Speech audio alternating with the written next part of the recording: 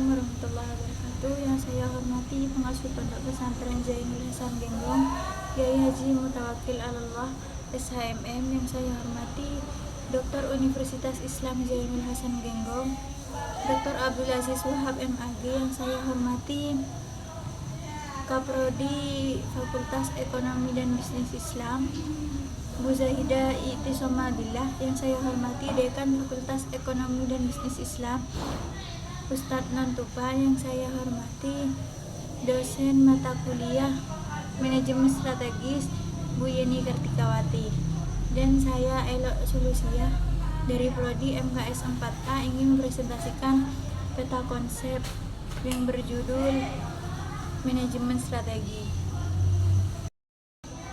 Baik, di sini saya akan menjelaskan peta konsep yang berjudul Manajemen Strategi.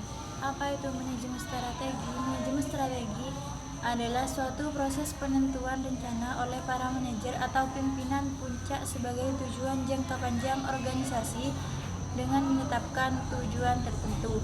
Nah, di sini ada proses manajemen strategi. Yang pertama, visi misi. Visi misi dan tujuan ini akan menentukan arah yang akan dituju oleh organisasi.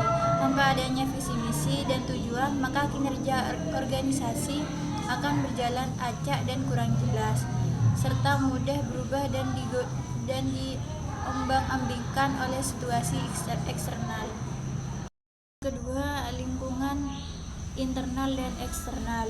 Tujuan analisis lingkungan adalah untuk dapat mengerti dan memahami lingkungan organisasi sehingga manajemen akan dapat melakukan reaksi secara tepat terhadap setiap perubahan. Selain itu, agar manajemen mempunyai kemampuan merespon berbagai isu kritis mengenai lingkungan yang mempunyai pengaruh yang cukup kuat terhadap perusahaan. Yang keempat, implementasi. Di sini mengimplementasikan strategi. Di dalam implementasi strategi, perusahaan diharapkan menetapkan atau merumuskan tujuan perusahaan tahunan, annual objective of the business, memikirkan dan merumuskan kebijakan, memotivasi karyawan, serta mengalokasikan sumber daya sehingga strategi yang telah diformulasikan dapat dilaksanakan. Yang keempat, implementasi. Di sini mengimplementasikan strategi. Di dalam implementasi strategi, perusahaan diharapkan menetapkan atau merumuskan tujuan perusahaan tahunan, annual objective of the business, memikirkan dan merumuskan kebijakan, memotivasi karyawan, serta mengalokasikan sumber daya sehingga strategi yang telah diformulasikan dapat dilaksanakan.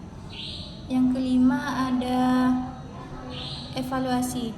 Di sini mengevaluasi dan mengawasi strategi. Evaluasi dan pengawasan strategi merupakan tahap terakhir di dalam proses strategi. Pada dasarnya, evaluasi strategi mencakup 3 hal, yaitu mereview faktor internal dan eksternal yang menjadi dasar bagi strategi yang sedang berlangsung. Yang kedua, mengukur kinerja yang telah dilakukan. Yang ketiga, mengambil berbagai tindakan perbaikan evaluasi. Di sini ada konsep manajemen strategi. Yang pertama, ada rencana. Strategi sebagai tindakan yang secara sadar dimaksudkan untuk menghadapi suatu situasi. Yang kedua, ada taktik. Strategi sebagai manuver untuk mengecoh pesaing yang juga bisa menjadi bagian dari rencana. Yang ketiga, ada pola. Strategi yang berasal dari konsistensi dalam perilaku, baik yang dimaksudkan atau tidak, dan yang dapat terlepas dari suatu rencana. Dan di sini juga ada posisi. Strategi sebagai kekuatan penengah atau kecocokan antara organisasi dan lingkungan yang dapat kompatibel dengan salah satu atau semua perspektif. Strategi sebagai konsep atau cara yang sudah tertanam dalam memahami dunia, misalnya penentu kecepatan yang agresif, penggerak akhir yang dapat kompatibel dengan salah satu atau semua. Juga ada tipe-tipe manajemen strategi. Yang pertama, Strategi manajemen. Strategi manajemen meliputi strategi yang dapat dilakukan oleh manajemen dengan orientasi pengembangan strategi secara makro, misalnya strategi pembengangan produk, strategi penerapan harga, strategi akuisisi, strategi pengembangan pasar, dan strategi mengenai keuangan dan sebagainya. Yang kedua ada strategi investasi. Strategi investasi ini merupakan kegiatan yang berorientasi pada investasi. Misalnya, apakah perusahaan ingin melakukan strategi pertumbuhan yang agresif atau berusaha mengadakan penetrasi pasar, strategi bertahan, strategi pembangunan kembali suatu divisi baru, atau strategi divestasi. Dan di sini ada strategi bisnis. Strategi bisnis ini sering juga disebut strategi bisnis secara fungsional karena strategi ini berorientasi pada fungsi-fungsi kegiatan manajemen, misalnya strategi pemasaran, strategi produksi, atau strategi operasional. Di sini juga ada manfaat manajemen strategi. Yang pertama, memperjelas tujuan ke depan. Maksudnya di sini memperjelas tujuan kedepannya itu bagaimana. Yang kedua ada memecahkan masalah. Yang ketiga ada membangun kekompakan. Dan di sini juga ada perspektif Islam.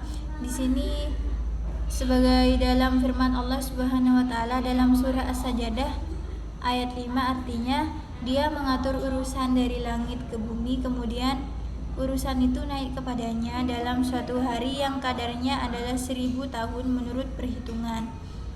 Kita dapat mengambil ibrah bahwasanya Allah sudah mengatur seluruh alam jagat raya ini, dan ini merupakan tanda-tanda kekuasaan dan kebesaran Allah Subhanahu wa taala.